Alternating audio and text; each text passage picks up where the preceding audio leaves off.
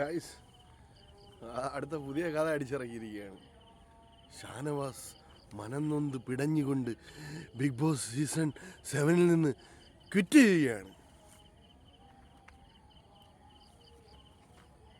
സത്യമാണോ guys? Summer media അങ്ങനെ ഒരുപാട് പേരുടെ തമ്മനയിൽ സഹിതം വീഡിയോയിൽ ഉൾപ്പെടെ അങ്ങനെയാണ്. പാവം, അയ്യോ പാവം പാവം ഞങ്ങളുടെ ഇക്ക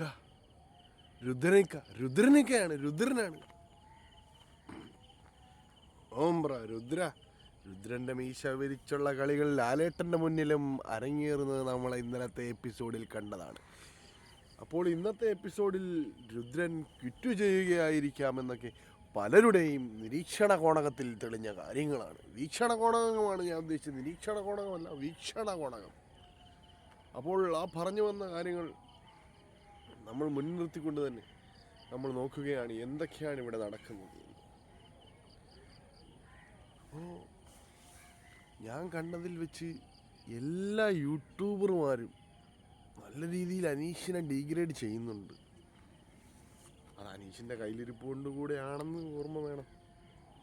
മനസ്സിലായ? ബിഗ് ബോസിലേക്ക് വരുന്നതിന് 3 ദിവസം മുമ്പാണ് അനീഷിന് വിളി കിട്ടിയത് എന്ന് വരെ അനീഷ് പറഞ്ഞ ആ കള്ളങ്ങൾ പൊളിച്ചെടുക്കാൻ വേണ്ടി ലാലേട്ടൻ പറഞ്ഞ ആ ഒരു സംഭവമേ ഉള്ളു.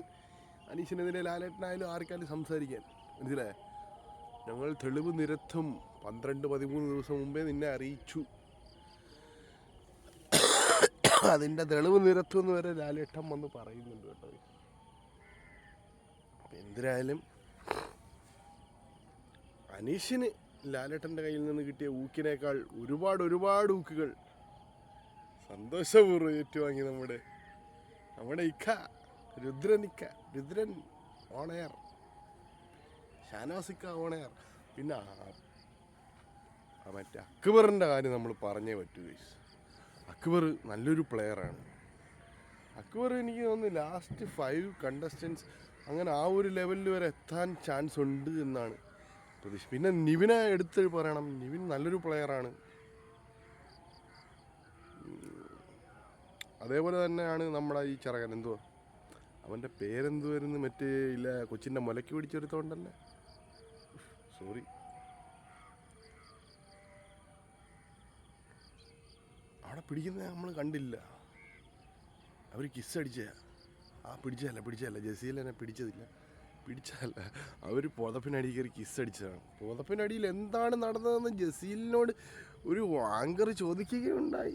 ആങ്കർക്ക് നല്ല രീതിയിൽ മറുപടിയൊക്കെ ജസീൽ കൊടുത്തിട്ടുണ്ട് കേട്ടോ. അപ്പോൾ എനിക്കുള്ള മറുപടി ജസീൽ തരുമെന്നൊക്കെ നമ്മൾ പ്രതീക്ഷിക്കുന്നു. ഓക്കെ, എനിവേ ട്രാവൽ വിത്ത് സബാൻ്റെ സ്റ്റുഡിയോയിലൂടെ ഒരു വാഹനം കടന്നു പോവുകയാണ്.